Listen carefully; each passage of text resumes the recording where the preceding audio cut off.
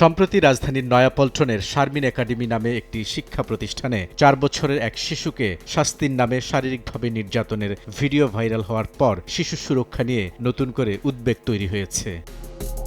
পুরো ঘটনার সময় শিশুটির মধ্যে চরম ভয় ও মানসিক আতঙ্কের লক্ষণ স্পষ্টভাবে দেখা গেছে। পরিবারের দাবি, ঘটনার ১ সপ্তাহ পেরিয়ে গেলেও শিশুটি এখনও ট্রমার মধ্যে আছে, ঘুমের মধ্যেও চিৎকার করে উঠছে। ঘটনাটি শাস্তির নামে নিষ্ঠুরতার অভিযোগকে আরও জোরালো করেছে। ২০১১ সালে হাইকোর্ট শিশুদের শারীরিক শাস্তি দেওয়ার বিষয়টি বেআইনি এবং অসাংবিধানিক ঘোষণা করে। শিক্ষা প্রতিষ্ঠানে শিক্ষার্থীদের শারীরিক ও মানসিক শাস্তি দেওয়া সম্পূর্ণ নিষিদ্ধ করে একটি পরিপত্র জারি করে শিক্ষা মন্ত্রণালয়। কিন্তু তারপরও প্রায় ঘটছে শিক্ষার্থী নির্যাতনের ঘটনা। শিক্ষা প্রতিষ্ঠানে শারীরিক নির্যাতনের প্রবণতা বন্ধ না হওয়ার জন্য শিক্ষকদের প্রয়োজনীয় প্রশিক্ষণের অভাব আর যথাযথ কর্তৃপক্ষের উদাসীনতাকে দায়ী করছেন ঢাকা বিশ্ববিদ্যালয়ের শিক্ষা ও গবেষণা ইনস্টিটিউটের এই অধ্যাপক। এই সমস্ত কিন্ডারগার্টেনগুলোর দেখবার জন্য বা এই সমস্ত কিন্ডারগার্টেনগুলোকে অনুমোদন দেওয়ার জন্য এবং সেগুলোকে মনিটরিং করবার জন্য কোনো কর্তৃপক্ষ আমাদের সরকারের মধ্যে কোনো কালেই ছিল না। এবং এই সরকারের সময় এসে এই ১.৫ বছরে এটা আরও বেশি লুজ হয়ে গেছে, আরও বেশি সুযোগ পেয়েছে তারা। না হলে এই ধরনের উগ্র আচরণ কোনো কর্তৃপক্ষের কাছ থেকে, কোনো বিদ্যালয়ের কাছ থেকেই এটা প্রত্যাশিত না।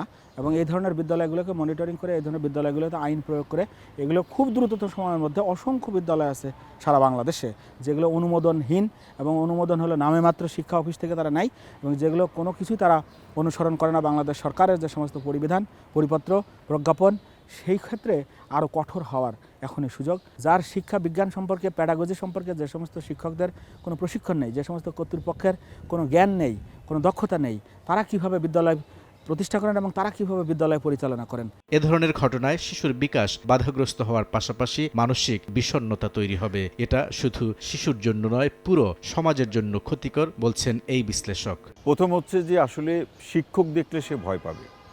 দ্বিতীয়ত, কোনো শিক্ষা প্রতিষ্ঠানে সে সহজে আগের মতো আর সহজ হতে পারবে না। তার মধ্যে একটা মনস্তাত্ত্বিক যে ভয় সেটা কাজ করবে যে আবার এই ধরনের নির্যাতনের মধ্যে তাকে পড়তে হতে পারে, এই ধরনের একটা অজানা ভয় তাকে তাড়িত করবে।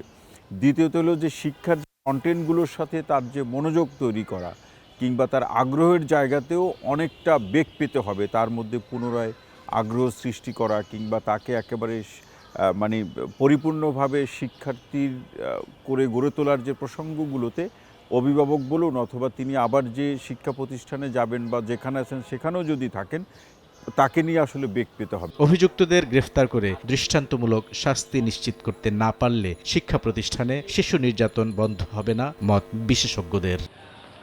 বুলবুল রেজা, সময় সংবাদ, ঢাকা।